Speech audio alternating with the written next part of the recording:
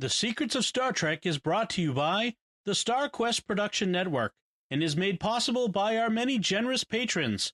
If you'd like to support the podcast, please visit sqpn.com/give. You're listening to The Secrets of Star Trek, episode number 31. Captain to bridge. Spock here. Make it so. Surrender is not an option. Attention crew of the Enterprise, this is James Kirk. We are all explorers, driven to know what's over the horizon, what's beyond our own shores. We would have helped you get home if you had asked. That's who Starfleet is. Hi, I'm Dom Bettinelli, and you're listening to The Secrets of Star Trek, where we discuss the hidden layers and deeper meanings found in all the Star Trek TV series, movies, and more. And today we're discussing the Star Trek Discovery short treks. Well, what's that? We'll talk about that in just a second. But first, joining me today on the panel are Jimmy Aiken. Hi, Jimmy. Howdy, Dom. And Father Corey Stika. Hi, Father Corey. How's it going?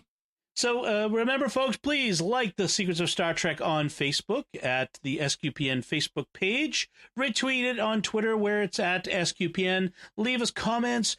And if you haven't subscribed yet, please subscribe in iTunes, Google Play, Stitcher, TuneIn, your favorite podcast app, or on YouTube where you should hit the bell to make sure you get notifications of new episodes as they post. And above all, share the podcast with your friends. As a new season of Star Trek Discovery is beginning, people are going to be interested in talking about it and hearing people talk about it.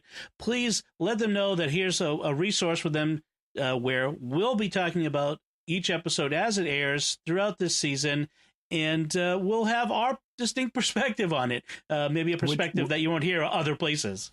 And it should be interesting because the writers said that this season on Discovery, they're going to be exploring issues of faith and science. And so that's right up our alley. Exactly. So plenty of people would be interested in that. So so you should definitely share that with them. Also, a little network note. On SQPN, there is a new podcast you might be interested in called The Secrets of Technology at sqpn.com/technology.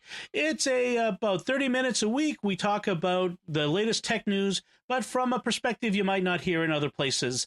So we think it's unique, and we've gotten some great feedback so far. We had one listener say that they were about 10 minutes in, and it's their favorite podcast ever already. So if you might only go downhill from there. I mean, exactly. So check it out at sqpn.com/technology. So we want to start with a little bit of Star Trek news and talk about it a bit. Apparently, Star Trek 4, the movie from the Kelvin reboot timeline, has been canceled.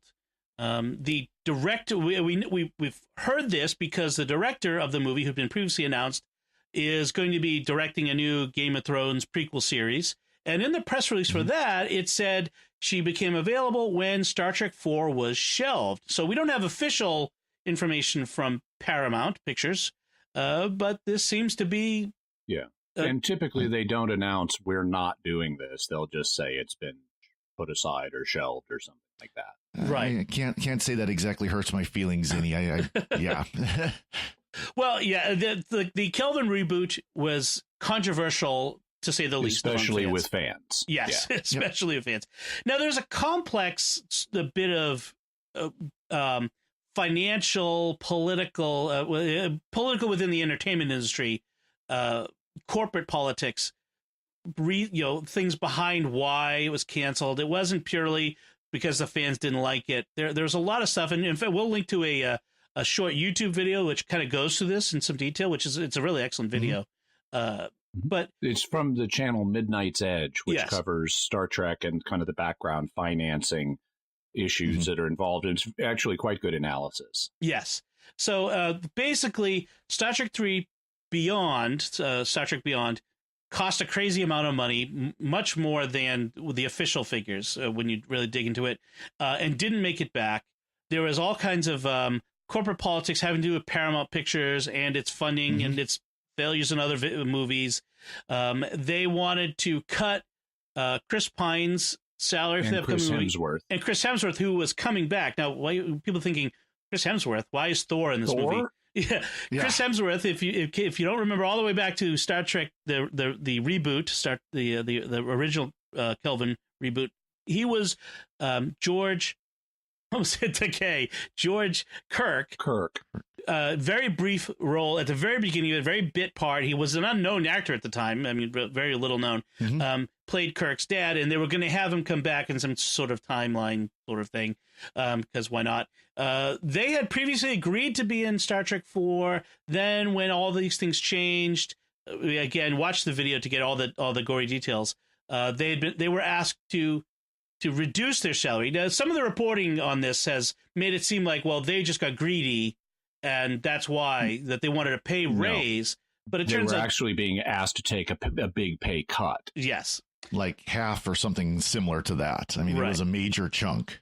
Exactly, and it turns out that some of the other actors, like maybe Zach Quinto and others, walked away as well rather than take a pay cut. And so, what does this mean for Star Trek movies? So apart from the finances and all that sort of silliness, what do you think this means for Star Trek as a movie? One of the things that they said is that CBS owns Star Trek and licenses the movies to Paramount, but because of they used to be under the same parent company that split. CBS took Star Trek but licensed it to Paramount. But if Paramount doesn't make a movie within a time period, which I'm not sure exactly what it is, within a few years, they forfeit their license. So what do you think this means for Star Trek on the big screen? Well, it's actually the deadline is coming up fairly quickly. They need to get something in production. What that something may be the reported Quentin Tarantino Star Trek film. Oh, joy. Right. that has me a little worried, but yes. I don't know. I mean, supposedly Quentin Tarantino is a huge Star Trek fan and has been for most of his life. So, I mean, we saw how the Orville turned out. Right. No, I don't know. I guess that I was kind of thinking about this. I don't know. Maybe the idea of the Star Trek movies has passed again for a while. Maybe it's just, the movies, the original movie saved Star Trek, brought Star Trek back, brought us what we have today for Star Trek. And that's awesome. But maybe we've kind of that point right now where maybe just Star Trek movies need to go sit on a shelf for a while. And let's have all the series they're doing now. We've got more series coming out. Let's just kind of let it sit for a while. To quote Mr. Spock, Star Trek's first best destiny is to be on television. It really is designed as a television show, not something where you get a couple hours every 2 to 3 years. I have to agree. I mean, most of the Star Trek movies they're fun. I mean, I don't want to dump, but they always left me wanting more, or left me in some way dissatisfied because they've adapted what should be the TV format into a movie format, and I don't know that it worked for me for Star Trek. It's kind of funny because Star Wars, I think, should be movies primarily. Because that's what it always was. But I think Star Trek should be TV series, and it should be longer series. That's one of the problems with Discovery is it's only a 10 episode season, or 13. I can't remember which is 13. Yeah, 13. And we're unlikely to get anything different from future series. Unfortunately, that's just the nature of, in the short term, the nature of TV series right now is they're short run seasons. What some of the series that we can look forward to? We've got that Picard one that we've talked about before, where Patrick Stewart is coming back to play Captain Picard decades later. It's in the timeline. And apparently, there's a little bit of news about that. I don't know if y'all have heard, but it was said in a recent interview that the collapse of the Romulan Empire will have had a big effect on Picard's life. And so I kind of suspect he may be like serving as some kind of ambassador or diplomat or replacing something Spock. like that. Yeah. Because Spock will have died because of, sadly, Leonard Nimoy's death. Well, he also went off into that other timeline, into the Kelvin timeline. That's true. True. Yeah, that's right. I blocked that out somehow. There's another series called Lower Decks, which is supposed to be kind of a funny take on Star Trek, which... Isn't that the Orville? But okay, never mind. And then I think they looked at the Orville and went, "Oh, this is actually successful. We need to do this." Yeah, I have a feeling there's a little bit of that. And then there's another series that's been talked about. There's not committed to yet, but they've talked about it.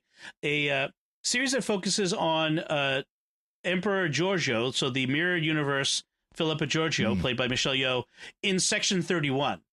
Yeah. Which I'd watch that. That could be interesting. I've always thought there was some more that you could do with Section 31 that could be very interesting. Well, they've also announced we're going to be talking about short treks, the 4 that came out. Yep. They're obviously talking about 2 more coming out after the season, so about Easter time, that are going to be animated as well. So 2 more animated short treks. Oh, interesting. Coming out at Easter. Hadn't heard that one. That's a new one. I mean, it just came out recently, that news. Huh. So, do we think, is the Kelvin timeline dead? And Father Corey, I know that you have already expressed you would be happy to see it die. I would, and it's nothing against the movies. They were good action movies in my opinion, but they weren't Star Trek. Right. The first one was, I'll say that, for a Star Trek movie ish, it got worse. Yes. And then of course, when they blew up the Enterprise in the 3rd movie, it's like, really? Again, that well's been tapped too many times. So yes, I hope it's gone. I'm sorry. It's the rule. You have to have Khan in the 2nd movie. You have to blow up the Enterprise in the 3rd movie. It's the rule. So maybe that's why in the 4th one, it was going to be a time travel movie. With whales. Yeah. Well, they were going to go see George Kirk, so maybe there were going to be whales there. There were elements of it. There were actors I liked. I liked Zach Quinto as Spock. I liked Chris Pine as Kirk. I liked Scotty. The famous actor Simon Pegg. Simon Pegg, yes. Simon Pegg is awesome in anything, and I liked those guys. Unkar Plutt. I liked him as Unkar Plutt. I thought it was funny. No. he's much better in his own films, like Shaun of the Dead and Hot Fuzz and things like that. Of course. He's even good in the Mission Impossible movies, as that's hard to believe.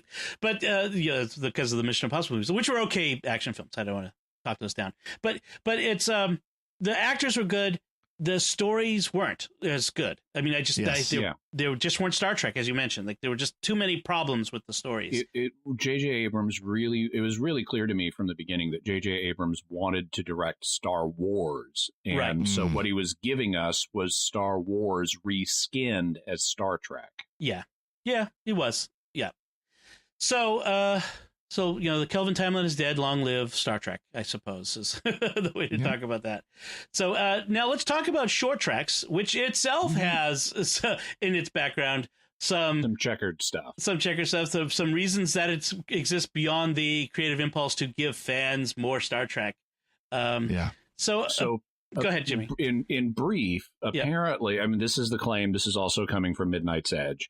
But the claim is that for financial reasons, CBS needed to make extra money and in connection with Star Trek. And the way they wanted to do that was by creating these short treks, which were filmed using the same sets and some of the same actors as Discovery. What they did was they took a second unit and during production of the second season, they had a second unit that would say, okay, we're not using this set on this day and this actress is available, so let's film Runaway with Vincent Tilly. Yep. And so they worked around the season 2 schedule to make these. The idea was they were going to sell them to Netflix and other international channels, right, for a lot of money, and because they have very high production values and so forth. And so they tried to do that. They wanted allegedly Netflix to pay $40 million for these things, which would be $10 million per episode. And Netflix was not interested, and they then kept lowering the price down to $15 million total, and which would be less than $4 million an episode. Netflix still was not interested. Apparently, there's only one international buyer for any of these things. And so rather than being this big publicity, financially successful build up to the launch of the new series, they're kind of there, and they dropped a lot of cash on making these because they have very high production value. But they didn't end up making the money for the network that was hoped. Although if they're announcing new animated ones, I mean, that suggests something. Maybe there's some degree of success in there. Part of the problem too is when they did finally release him. Of course, they released him here in the United States on CBS All Access, which makes it look like it's a cash grab to keep these Star Trek fans from not canceling their All Access subscription, right. And we get 4 more months of All Access that they're only going to watch a 15-minute episode a month. Yeah, and that's how it kind of came across. Right. However, if you do what I did, which was just subscribe to the second season on Amazon, get these as part of the package. Oh, that worked. Yeah. It's the problem of the CBS All Access model and the subscription model, and which is a whole nother discussion we could have some other time. But. Which is sad because I generally like the idea of this. I like this idea of these short, monthly just snippets, 15, 20-minute long episodes that can continue stories, that can tell other stories. That don't have to be an hour long. Right. Just very simple, self-contained. Every single one of these stories are very simple, self-contained stories. And they were of varying and I guess we're transitioning into talking about them now. Yep. They were of varying levels of quality, but I didn't think any of them were bad. Right. No. Right. So, I mean, just kind of look at 2 of them involve secondary cast. Tilly, Saru. They're not primary characters. They're not, Michael regular Burnham. Crew members. Right. They're regular crew members, but they're not Michael Burnham or the lead characters. 2 of them involve guest cast. One being Rainn Wilson, who is a recurring character, and the Harry Mudd. And the other was Aldous Hodge, who new guy for obvious story reasons. And so it's just kind of interesting. And 2 don't take place on Discovery at all. They don't have the Star Trek Discovery in it. So it's very interesting to see the variations here. So let's start with the first one. Runaway came out in October 4th. All of them are about 15 minutes long. And so the short story of this one is Tilly discovers a stowaway on board Discovery and discovers that they have surprisingly similar problems with their families. In a nutshell, that's really it. Tilly is obviously one of the more popular characters from the series, the Star Trek Discovery. People love Tilly, and for good reason. I mean, I like Tilly. She's a blast. She's a good humanizing character. Mm-hmm. We like her insecurities, but her ambition, and she has comic relief potential, and she also is frankly a fan identification character. I was going to say she's a fan viewpoint character. How many of us have been like her at the beginning of this short trek where we're taking a pillow and screaming into it? We've all done that at some point in our life where we've just been so frustrated we just need to scream. And in fact, I love this moment where she's talking to her mom about being in the command training program, via hologram, and her mom. By the way, she's an ensign now, not a cadet, so we've moved on from the events of season 1. Right, and. She's sitting there with the Starfleet Medal of Honor sitting on her desk in front of her. I don't know if you noticed that, but that she received at the end of season 1. As her mother's telling her, well, maybe you shouldn't try so hard for something. Probably you're not going to succeed at it. I mean, her mom is like really talking to her. She won the Medal of Honor as a cadet. You know? I mean, this is just like the worst parent. But she failed when she was in elementary school about climbing a wall or something like that, But her sister is so much more successful than she is. And what does that remind you of? Something that Tahani Al-Jamil on The Good Place. Yeah, I was just thinking the same thing. Well, it also reminds me of something that's even a little closer to home. If you've seen have you seen the most recent episode of The Orville as we record this? No. So the most recent episode of The Orville, Security Chief Alara, whose parents don't like her being in whatever their equivalent of Starfleet is. Her sister is so much, the Union Fleet. Her sister is so much more successful than she is. She should just come home and give up the career, etc., etc. But I was looking at this going, this is a very interesting parallel. So, but people who've seen that will understand what I'm saying. There's some nice moments. So what we have this.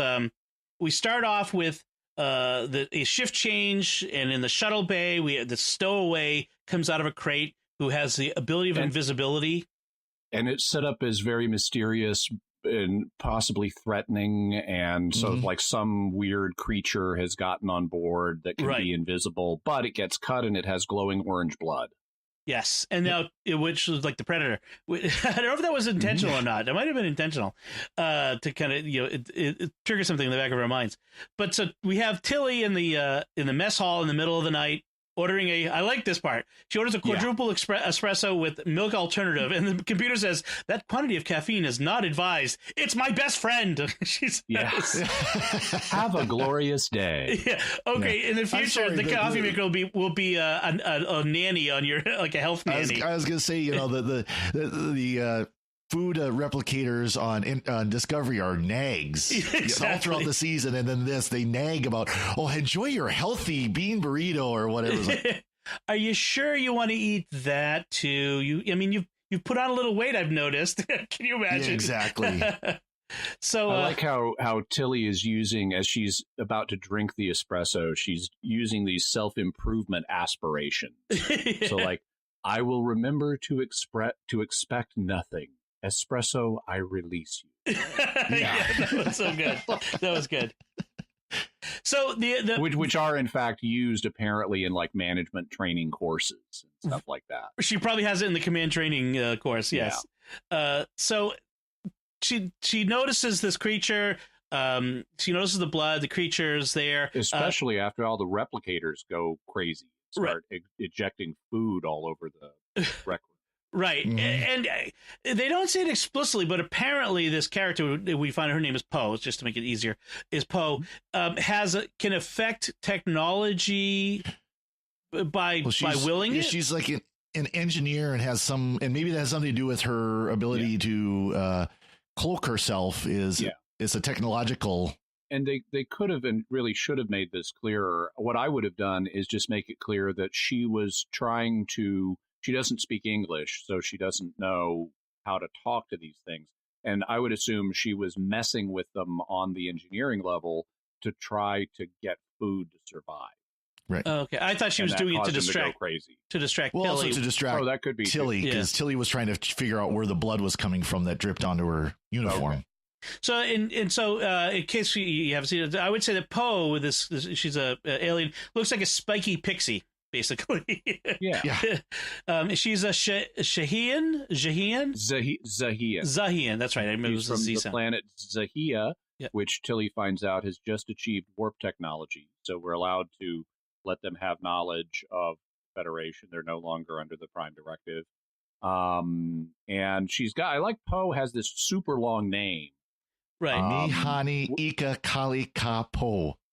Yeah, is my best chance of trying to pronounce it. It almost looks Hawaiian. It's the funny I was going to say, you see Hawaiian words. That's kind of what it looks like. I like when science fiction gives us characters because not all languages are like English, and you do have languages where people have really long names, and which then tend to get shortened. And I like that. I like it when science fiction gives us names like Harlaloprilar and things like that then get shortened to Prill. And so forth. Mm-hmm. And yes. And she just goes by Poe. Right. Poe, right. Yeah, Just the final Poe. syllable. Yeah. Which is, for me, that kind of resonates because in Tagalog, which is the main language they speak in the Philippines, Poe is an interjection you use to make a request polite, like please in English. And so I can't help but thinking with that little bit of Tagalog background whenever I hear Poe. Interesting. So apparently Zahians were born as a species, I guess is what you meant. We're born with their planet. According to Poe, but Tilly is naturally skeptical of that. How would they survive when their planet was still forming? So this may be their mythology. Right. Correct. She reveals that they mine dilithium on their planet, which is, of course, any Star Trek fan knows. Tilly's eyes get about as wide as they can go when she hears that. Dilithium is the most important, element because it powers starships and in all, power systems. Somehow, yes, waving hands for reasons. Yeah, exactly. She then finds out that there's a galactic APB out on Poe, which is the terms that she used, because she built an incubator to recrystallize dilithium. Now, why is this a big deal? They don't tell us. Oh, but we know, if you're a longtime fan of the series, you know that this is a technology that won't be invented for like 100 years. Right. This is something they're still coming up with during the time of the Next Generation. Right. Exactly. And in fact, that it's something that Geordi eventually comes up with, right? I think. Mm-hmm. Yeah. Mm-hmm. So, obviously a strategically important technology. Person. Yes, in person. Poe continues to insist that the planet is her twin sister and that she invented this to help the planet. Tilly bonds with her by saying, "Oh, people you care about don't listen to you." That sounds familiar. And Poe says this. Go ahead. So it's I found it interesting from Tilly's viewpoint here. We're really being shown Tilly's maturation as a character, because she's confronted with this dangerous situation that she then manages to get a handle on. Initially, because Poe is being very threatening to her, and she threatens her back and puts her in her place, and that's how they initially get a dialogue going. And then as she learns more about her, she realizes, I've got this runaway here who's a galactic person of interest. There's an APB out, and she is doing, even though she's keeping Poe's existence a secret from the crew while she deals with this, she makes up a lame excuse that the rec room was trashed by a hormonal space rabbit that got loose. She is trying to get Poe to do the right thing and go back. And she's handling it in a way that I think when this event gets reviewed by the Starfleet Command training people, since it turns out Poe, spoiler, is the new Zahian queen. Right. Yep. This would have been a really bad diplomatic incident if this had gone the wrong way. And I think that the Starfleet training program people will look back on this and say, actually, Tilly, you handled this really well. Right. Yes. I was a little a little suspension of disbelief here because, of course, you would have to report, if there's an alien on board, but. And I assume she did later, but right. Yeah. And not to mention, apparently everybody can just walk in the transporter room and start punching in coordinates and go. That was another one of my suspensions of disbelief because that would alert someone on the. And apparently they were in orbit around Zahia because that would have to be close enough. There's a moment where they have this is the key moment in the story where she says Poe says everybody forgot evolution is about soul and not just killing our planet so we can have warp. And then Tilly says back, "You're the evolution," and then Poe realizes that no one can protect her planet like she can. A little bit of an environmental message or something along those lines, maybe. But I like how she entered into Poe's logic, because Poe is like the future is so uncertain for my planet, and evolution is changing things. It's like, well, you're a part of that. That's why you need to go back so you can protect your sister. Yes, exactly. And so we end with Tilly beaming the new queen back to the planet after they, she managed to make a promise to come back and visit as Captain Tilly. So we can imagine that sometime in the future, Captain Tilly will return in some new episode of Star Trek, whatever, in the future. And as a result of her being able to help Poe, Tilly now has more confidence in her ability to go forward with the command training program. So she's progressed on her personal character arc as well. I hope that they include that in Discovery, that what happens in these shorts have ongoing effects within the main storyline. So we'll see. So one little note on this one. I like how once they get the translator going between Tilly and Poe, one of the first things that Poe says when Tilly asked her name, "My name is keep your human digits off me, please. My name is also I could build a translator like that in my sleep." Right. Yeah. And then Tilly says something back about reprogramming a replicator or something. Yeah.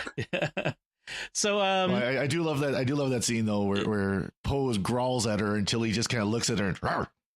Yeah, she growls back. Yes, no one's undermining Tilly. So let's move on to the second. They don't call her Captain Killy for nothing. Yeah, a little bit of Captain Killy comes out there. So we move on to the second of the shorts, which was called Calypso. It was released in November 8th. This one is very interesting, written by Michael Chabon, who is a Pulitzer Prize-winning novelist who also won the Hugo Awards and the Nebula Awards for his novels. I actually read one of his books called Gentlemen of the Road, which is a pair of itinerant adventurers in the Caucasus Mountains around 950 AD, which was a pretty good book. It was I would have liked it if he'd made more books featuring those characters. That would be interesting. I'll put a link in the show notes to it. But so interesting that they've got this very high-profile writer for this episode. And to my mind, this was the best of the episodes. It's the most sophisticated psychologically and morally, and it was kind of close. I think the Escape Artist, which we'll talk about, was the most enjoyable, maybe. Yes. But I thought this was, in terms of craft, the best. I agree. The one thing that people may wonder about is, why is it called Calypso?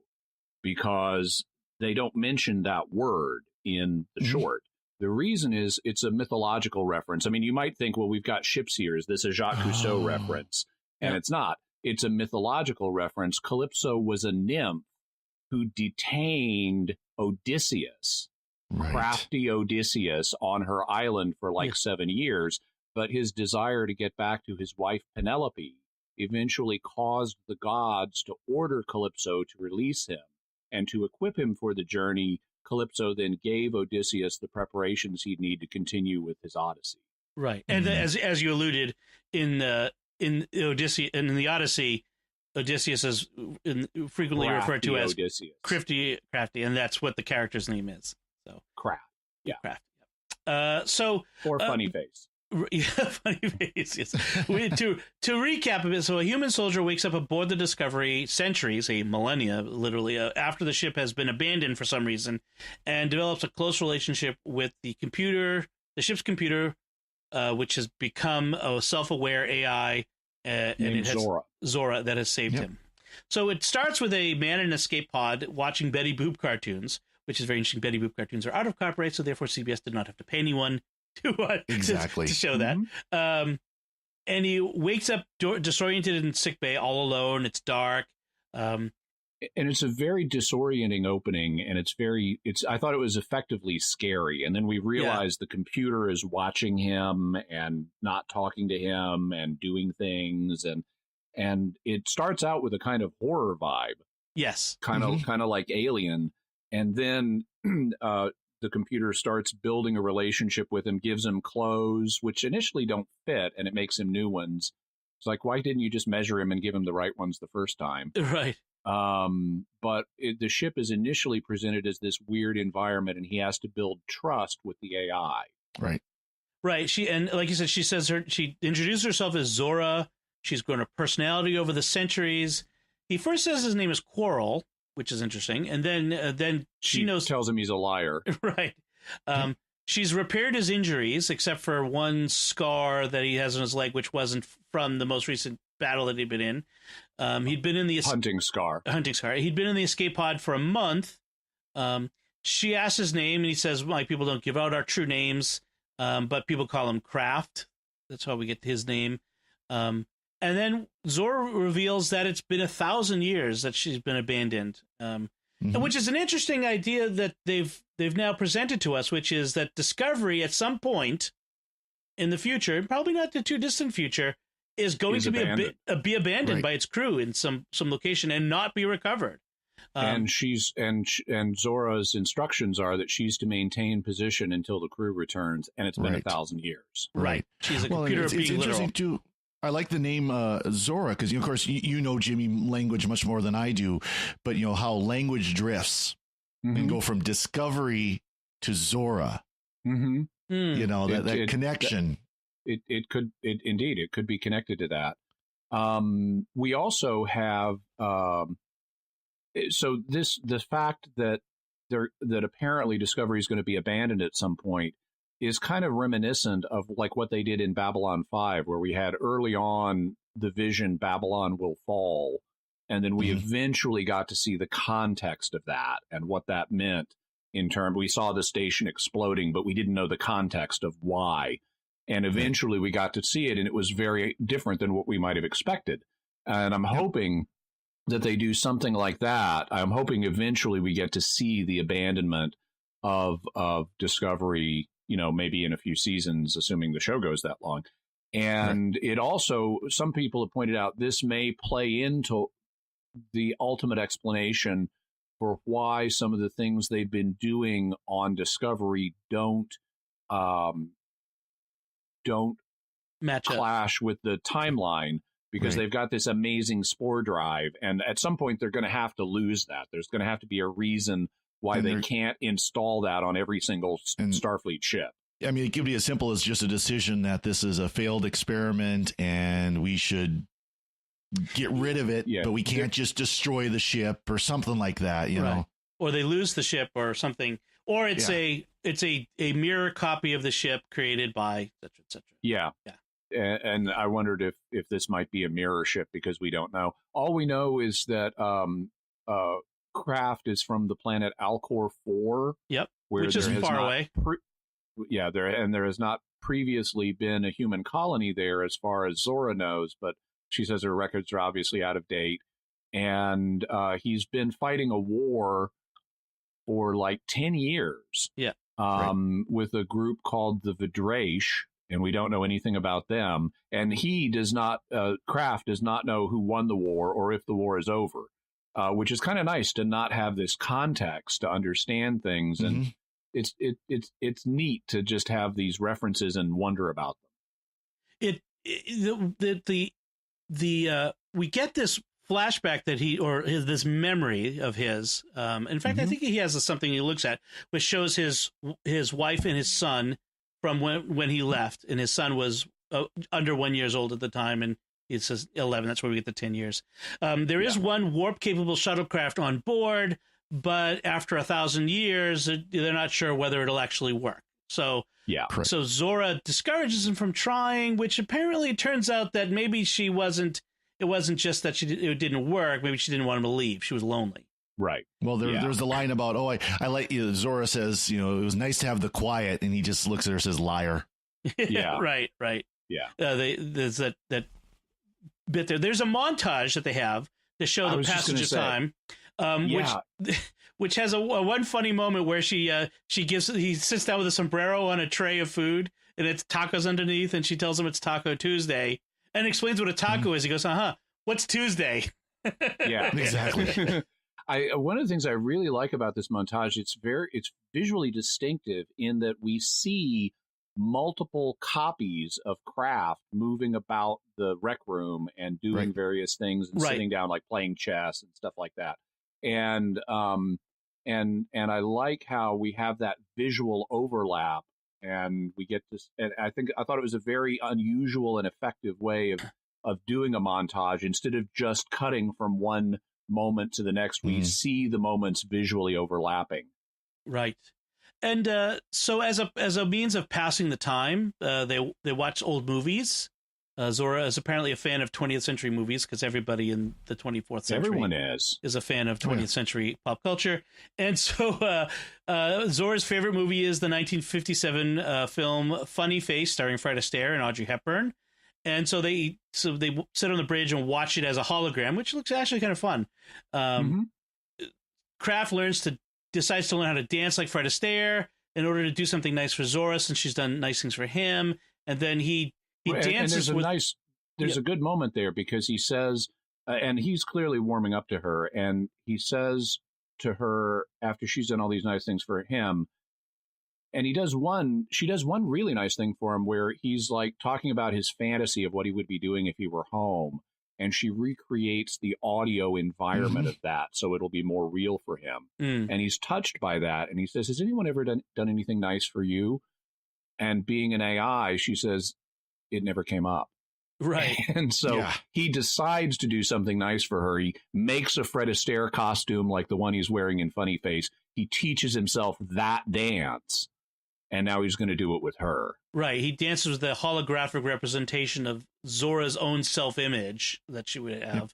And he makes her create a unique self-image, so she's not just Audrey Hepburn. Right. And like, I want you. Yeah. And then in the end of it, there's this moment where it's like he's going to kiss the AI, the hologram, and he suddenly flashes to his wife in his memory and feels guilty, like he's cheating on his wife. So I want to put it to both of you. Is he cheating on his wife? If he were to kiss the hologram? Father, you want to go first? What's that? You want to go first, Father, or you want me to? Boy, that's I'm kind of chewing on it right now. I'm chewing on it. It's an interesting moral question. I'll put it another way. My wife would probably think it was cheating. Well, I think it's creating an romantic or emotional attachment to someone, right, who is not your spouse. I think it could very much become that. Would the actual kiss be cheating? Again, I think that's more subjective, but I mean, it could actually become an affair. Even with this holographic AI recreation. The way I took the kiss is he realized it's not just he feels like he's cheating. He's starting to fall in love with Zora. Mm-hmm. Right. And so he's got a strong emotional attachment to Zora already. And he realizes I've got to pull back now. And so he breaks off. He doesn't kiss her. And she immediately realizes what's happened, and you can hear her voice quaking. So this is affecting her emotionally too. And she reassures him that she's not really a person. It's not wrong. And he looks at her and says, "Liar." Yeah. As the holographic girl has the tear running down her cheek. And as when he says liar, I was like, yes, because he's absolutely right. Now, it's not cheating in the sense of she's an actual person. So she's right about that. But this would be the equivalent of using a sex robot. Mm-hmm. Or, however you want to put it. I mean, falling in love with an AI you're right, Dom. This is not your wife. This is not the person. This is not a person, and you shouldn't be emotionally bonding with it. It's an analog for using pornography or using a sex doll or something like that. And he's absolutely right. The fact she's not a person is immaterial. He should not be doing this. And so I thought this was a complex, psychologically realistic portrait of someone confronting this situation and doing the right thing. Right. An example of when you have a really good writer writing this stuff, it makes it complex. So Zora decides, that, or maybe together, we don't really get a moment where we have a clear indication of how the decision gets made. But Kraft is going to take the warp shuttle, even though they're not sure whether he'll make it. And as Zora, the way it's presented, Zora sends him on his way. It's like now that she's not going to have him. I mean, the cynical reading is now that she's not going to have him, she sends him on his way. The charitable reading is now that she realizes how much his family means to him, she wants him to take the risk and try to get back to them. Right. She has her realization of of her own motives even might be part of that too. As he's boarding the shuttle, she says, "Kraft, on your world, if we were lovers, would you tell me your name, your true name?" And he replies, "If we were lovers on my world, you would give me my true name." And then she says, "Oh, well, then I already did." And as the doors of the shuttle close, you see on the door, funny face, which is nice. But if I was him, I would say, "What was it?" Exactly. So then he flies off into the, well, not sunset, but into the space on his way home. And we can presume he made his way home. And we then see, and I hope he comes back because he's a good character. We then see Zora playing the hologram of him as in the Fred Astaire role, dancing with her self-image. And so now she has this memory of him to comfort her in her new aloneness. Right. It's a poignant ending. It's certainly. Yeah. One thing people may wonder about is this: we don't reveal our true names thing. And there actually exists in some human cultures. It existed, for example, in ancient Egypt. In ancient Egypt, your mom gave you your true name, and you didn't tell other people about it. You were known by another name.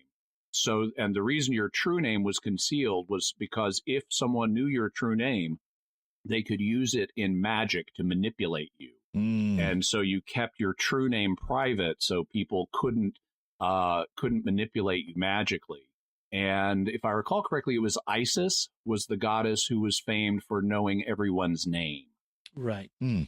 There are other human cultures, real cultures that also do this. Two names, one private, one public. as well. I don't want to say any because I don't want to get it wrong, but I have heard this in other contexts as well. Yep.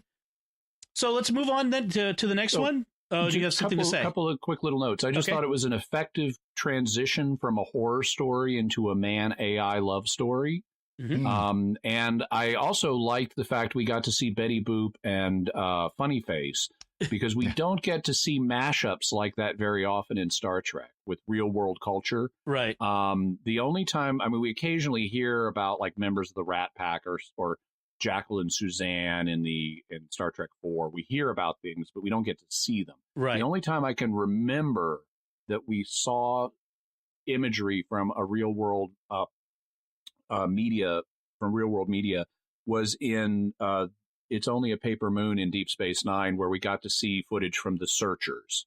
Right. And so we don't get to see that often.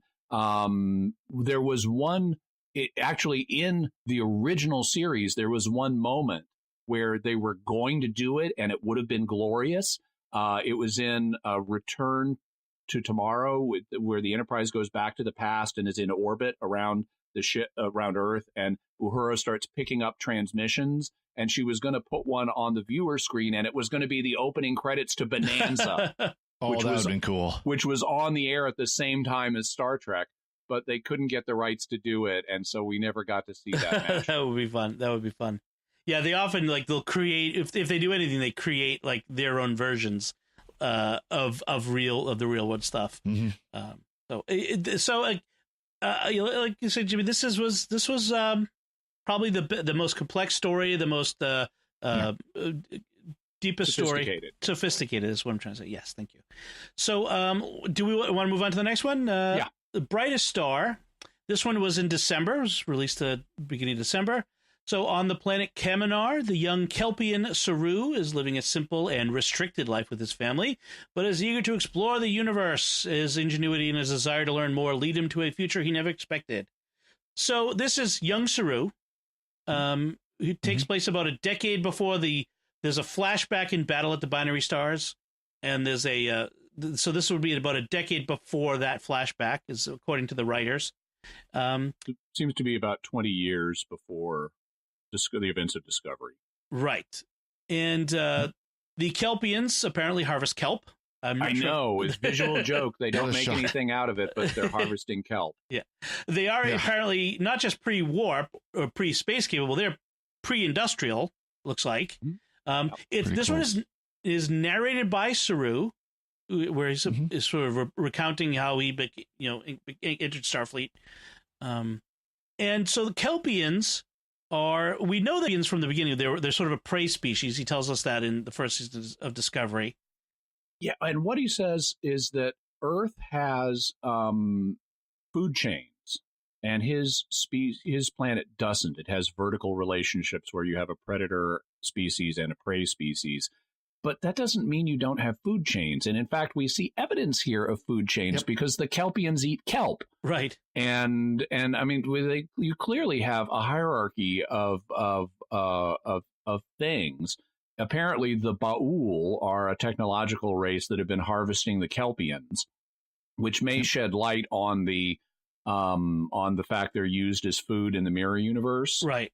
But the claim that you don't have food chains and that you just have this solo predator prey thing, this makes no sense evolutionarily to have a whole planet work like that. Right. You might have like individual couples, like koalas can only eat eucalyptus.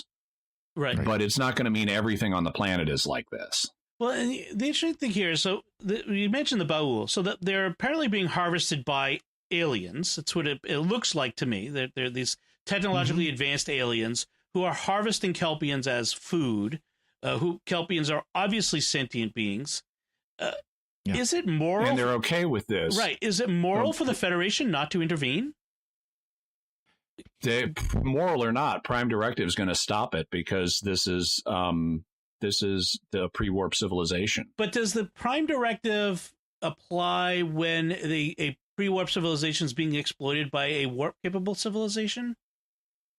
Or space-capable, anyway?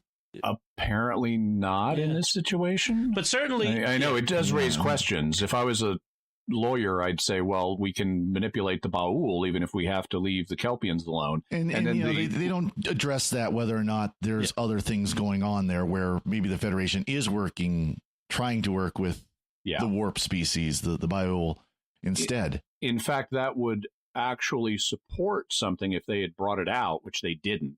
If they had brought it out, it could support the fact that a piece of Starfleet technology falls off of the Ba'ul ship. Mm-hmm. And it's like, why did this Ba'ul ship have Starfleet technology on? They never said it was Starfleet technology. And actually, they did say it was stolen Ba'ul technology. Stolen Ba'ul technology. Giorgio says. Yeah. Oh, and then he reprogrammed it to contact Starfleet? That is even more amazing. So, okay. Let's talk about that, because this is my big problem with this one. So Saru constructing a subspace transmitter from random pieces of technology that fall off the alien ship would be like an African bushman building an iPhone from random pieces that fall off of passing airplanes, which is a plot for The Gods Must Be Crazy 4. The Gods Must Be Crazy. Yep. Check out the old movie Gods Must Be Crazy, folks, on Netflix or somewhere.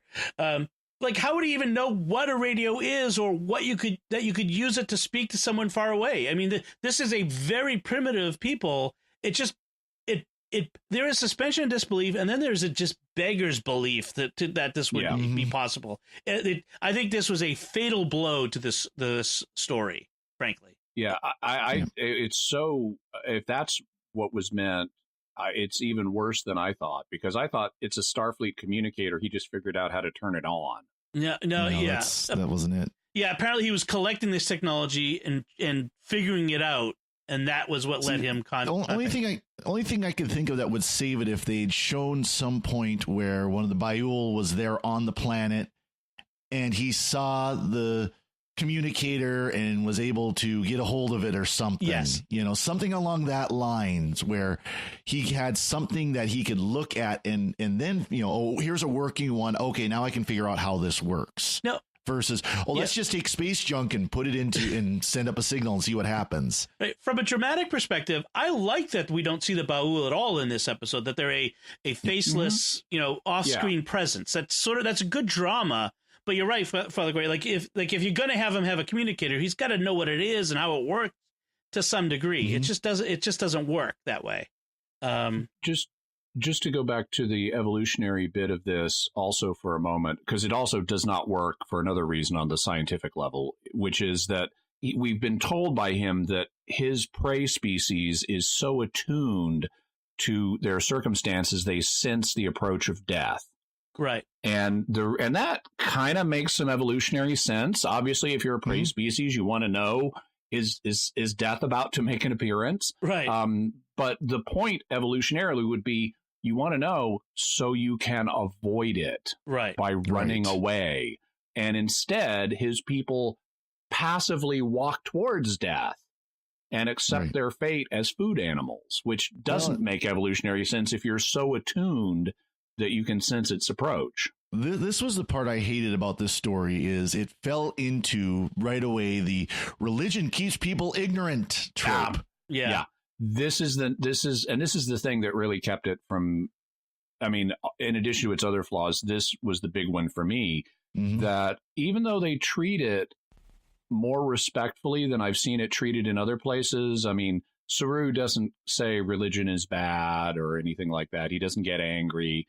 He's still very accepting, but he asks questions like, apparently his species religiously believes in something called the Great Balance of Kaminar, which is the planet, and that they have to sacrifice themselves to the Ba'ul to maintain this balance. And he asks questions which his father, who is a priest, doesn't want to answer.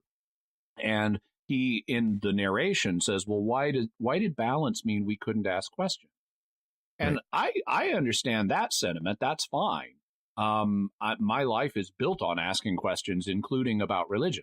So I think that's a totally fair insight. Religion doesn't mean you don't think, or you don't wonder, you don't ask questions. I have a whole podcast about that. But what I don't like is, even though it's mild by comparison to other places, we still have anti-religious stereotyping going on here, particularly in the person of Saru's father, who just tells him to shut up and accept the situation. He says it nicely, but he tells him to shut up and accept the situation. And so even though the religious people in this aren't evil. They're still benighted. They're still willfully self-ignorant. They're not evil. They're stupid.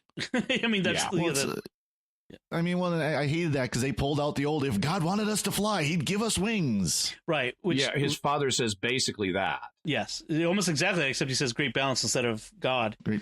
Yeah, and, it's the same argument. There was actually kind of a funny bit where like the father says, says his bit about the great balance, and Saru says, I understand. And then the narrator, Saru, says, I did not understand, which I thought was actually a funny moment in that one. So he gets a message back on the communicator. It says hello in English. I'm not sure. I guess he didn't understand it, but and then it said today in English. Maybe he did understand it because he goes to meet the shuttlecraft, right? Yeah. Which is carrying Lieutenant Giorgio, who is serving aboard the Shenzhou. Apparently, in Star Trek at this time, Starfleet, you serve your entire career on one ship. I guess.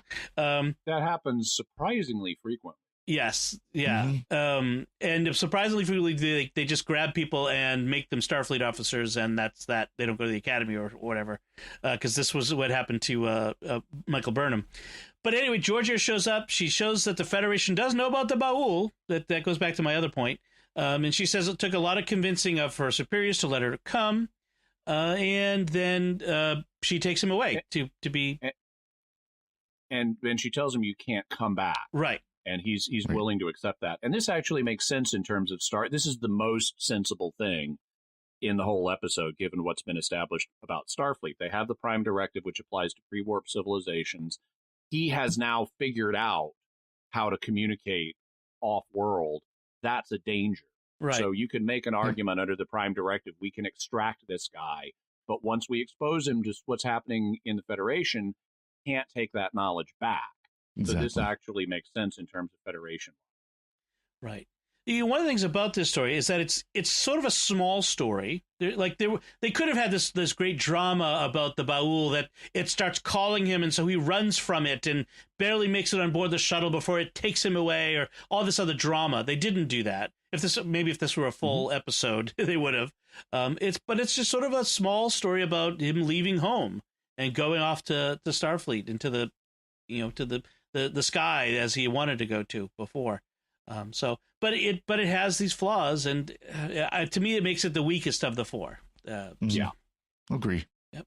So let's move on to the fourth one, the final one so far, the Escape Artist, which was just released on January 3rd, featuring con artist and thief Harry Mudd, who is in chains and at the mercy of a bounty hunter, tries every trick at his disposal to keep from being turned over to the authorities. And Harry Mudd is such a thief that he even steals the show, in the sense that as we're watching the Star Trek Discovery Short Treks credits, yes, he pirates the credits and it becomes a different program called The Escape Artist, right, which he is the star of. Right, and it switches to like this disco theme instead of the regular theme. It was great. Well, and it stars Rainn Wilson, who has just been great as Harry Mudd. Oh yeah, but is also directed by Rainn Wilson, which is very interesting. Yep. So there are, as we find out, spoiler to the end, there are Harry Mudd robots or androids involved here, which reminds us of the classic original series episode I, Mudd. So we have that. So keep that in mind as we discuss it. So it starts with Mudd. He's being purchased by a Tellarite bounty hunter who's buying him from a female bounty hunter, and the Tellarite wants the Federation bounty on Mudd and is mad. Also, his bonus, that Mudd stole his ceremonial cudgel and seduced his sister. I love that Mudd doesn't know what a cudgel is. Like, he's just kind of ignorant of what a because it's an unfamiliar word in contemporary 21st century English. Yes. Yep. I read lots of, sword and magic. Sandal. Yeah, sword and sandal, sword and magic books, novels. So I know what a cudgel is, and played D&D as a kid. So he thinks it may be a kitchen implement. right. So the Tellarite is called Tevrin Crit. I do like the Discovery era imagining of what Tellarites look like. It's so they still have the bovine look to them. They have the tusks. Porcine. Porcine. Bovine is cows. Right. I was getting that mixed up. Sorry. In my head, I was trying to make sure I got it correct, and I get it wrong anyway. But yeah, they still has a little piggy look with the the tusks and all that, but it's distinctive.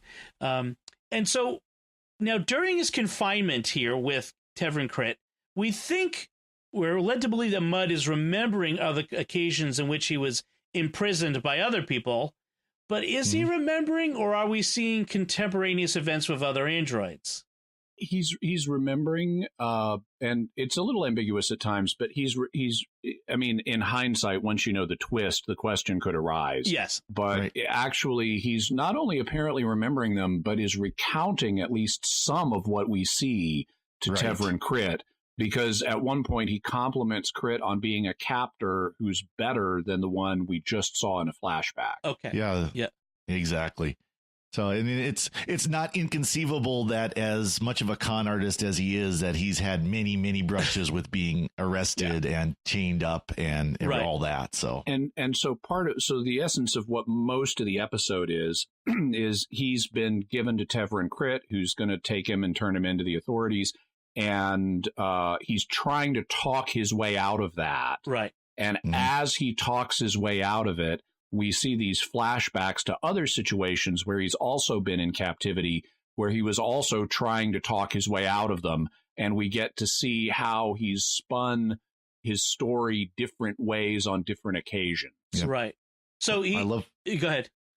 I was going to say, I love the one time where he's talking about, I'm part of the rebellion. It's a secret rebellion against the Federation. No one knows about it. And Tevrin Crit just laughs and goes, has that line ever worked?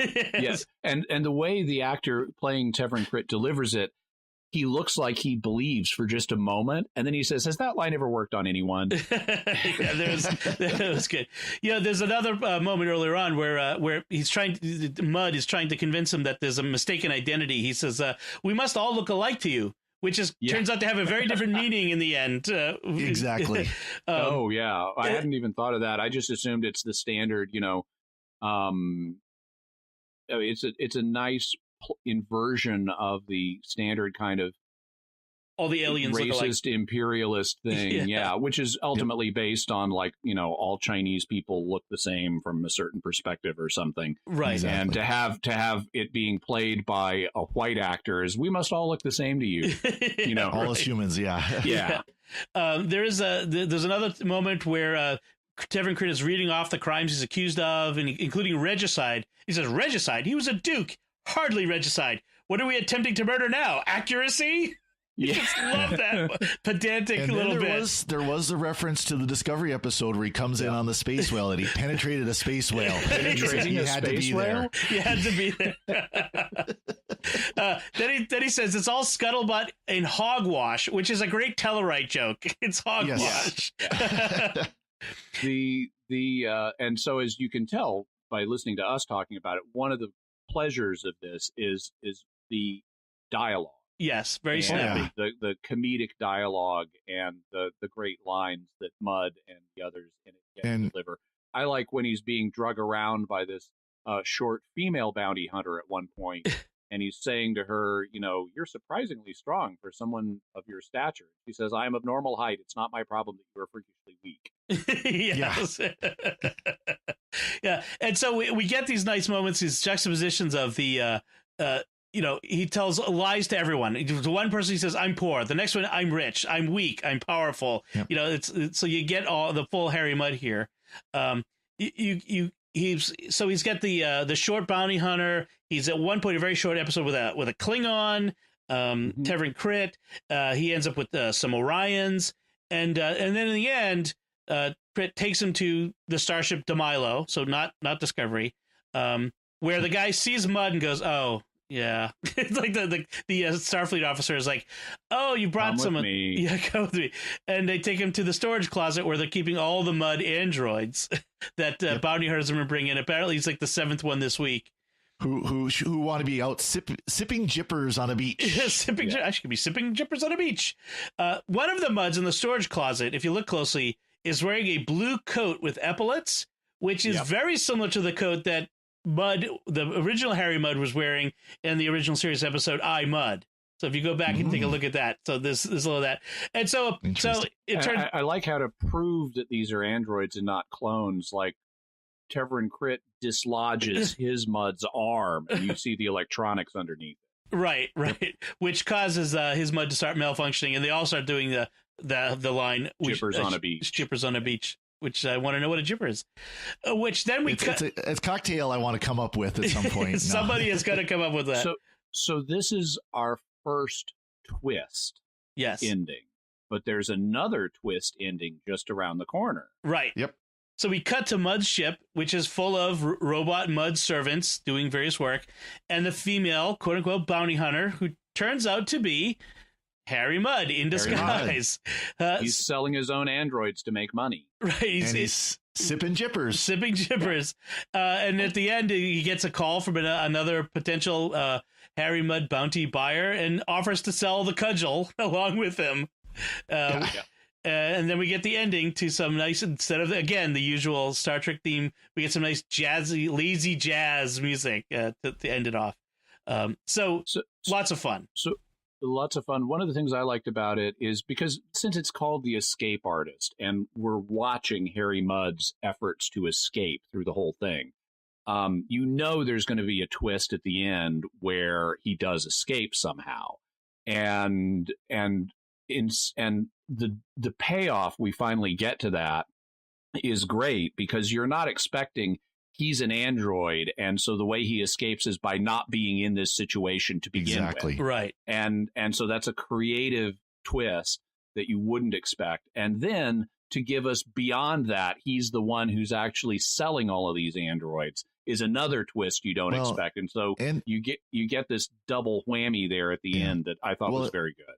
Well, I love the gullibility of the people who are buying too, because he's selling them the android for half of what the Federation bounty is.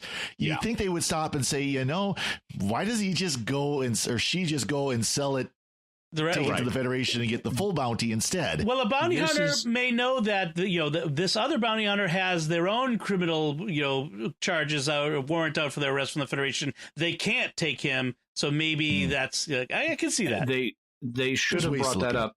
Because that was one of my questions, too. Why are these bounty hunters just buying Harry Mudd from other bounty hunters? I mean, I could see if you're a bounty hunter, you're trying to find Harry Mudd, you might hire an agent, but then you're the initiator of that action. It's not like someone comes to you and says, I've got Harry Mudd. You want him? Yeah. But of course, the fact that it's Harry Mudd doing it, he knows all the people that have a grudge against him. So he knows that they're going to be a little more blinded when they hear that name. So that he can cheat them again.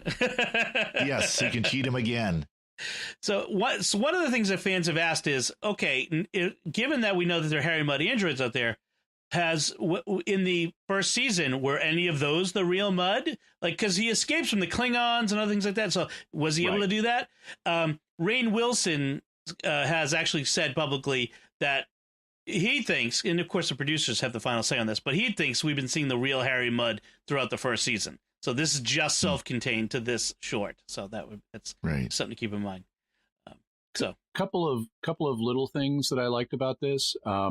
It's fun. Part of the fun with this is because Harry is a lovable scoundrel, and part of the fun is getting to see the scoundrel get his just desserts over and over again with all these flashbacks. Yes. So also I like, of course, we have the Federation. He says that he's at one point dirt poor because of the Federation tax man has taken all of everything he's ever earned. So, okay, thank you, money in the 23rd century. Also, 100,000 credits of Latinum. Thank you, money is real. You're not getting rid of it. Yes. I like in the sequence where he's talking to the Orion captor, and he's like hung from the ceiling, and he's trying to talk his way out of it. And he's got this Orion guy there who's handsome but not bright. Yes. And so he's telling him, I'm rich and I'll share, if you let me out of here, I'll share my money with you. And then you'll be rich and you'll be able to wear a cape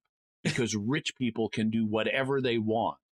And the guy is thinking, I would look good in it. And he's like, you would look amazing in a cape. And so apparently capes are and the ability to wear one is kind of a thing in Orion culture. Like in ancient Rome, you could only wear certain shades of purple if you had achieved a certain social status. And so he's playing on that. And then a woman Orion comes in and says, "Idiot, we've got a camera in here." And the male Orion recovers by saying, "I nearly had him tricked thinking I wanted to." Just like, get out of here. Get out of here, you idiot. Yeah, that was good. So, okay, anything else on the short treks? Because we get a little feedback from folks that we'd like to share. So, listener feedback on our episode on Caretaker. We got an email from Jack Barazzini. He says Tom Paris was originally written as Nick Locarno, which we talked about, which is why they brought Robert McNeil back. But they ended up changing his name and his character slightly to avoid having to pay royalties for the writer of First Duty for every episode of Voyager that he'd appear in, which is virtually all of them. So that was why that change came in. Unfortunate. It harms the art. Yes, it does. On our episode talking about the Enterprise's Broken Bow, Remy Leroy says, great episode. I wanted you to talk about Trip more because he was my favorite. Well, there'll be lots more Trip coming up in future episodes. Also, she does remind us they did do an episode about Hoshi and the transporter. So we were talking about Hoshi's fear there. Robert Cormanche says, I completely agree that they should have made the NX-01 even more primitive than they did. Well, I'd love to hear what you think about Discovery then, Robert, because they've still gone that way. And then on our episode on the Vulcan Hello, which was the first premiere of Discovery, Kevin Greenlee says, I think the complaint about the helmet camera is reasonable. Our complaint about why didn't they look at the helmet cam footage. But I think they were trying to head off fandom complaints of why didn't she record it, by establishing that it had been recorded but then had been damaged. Then he says, regarding the Kelpians, this goes back to our discussion earlier in this episode, Jimmy's right that intelligence tends to evolve in predator species, but presumably it could evolve in prey.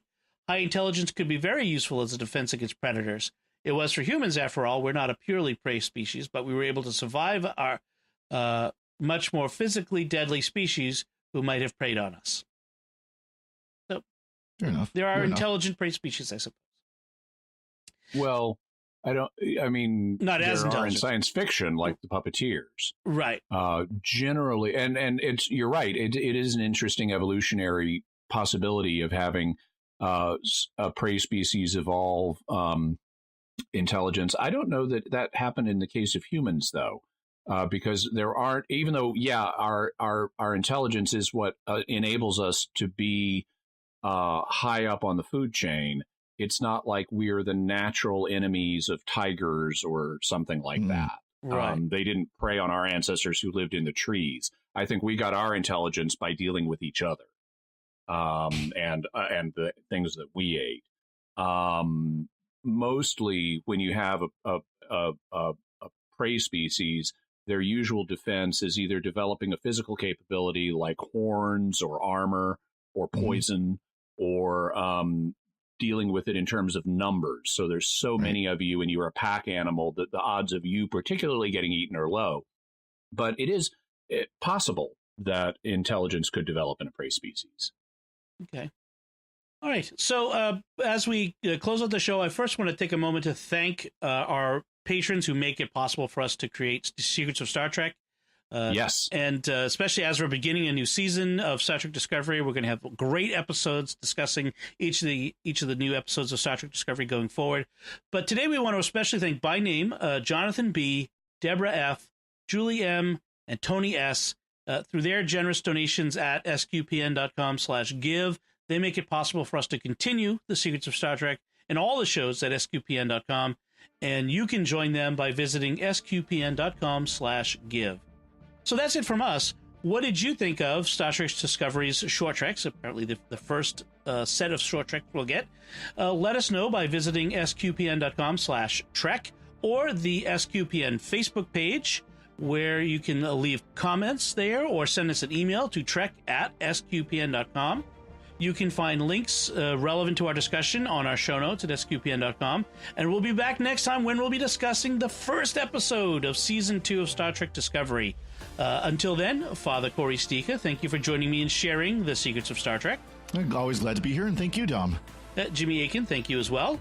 Thanks, Dom. And once again, I'm Dom Bettinelli. Thank you for listening to The Secrets of Star Trek on StarQuest. And remember, your enemies will be positively green with envy. Well, greener, so to speak.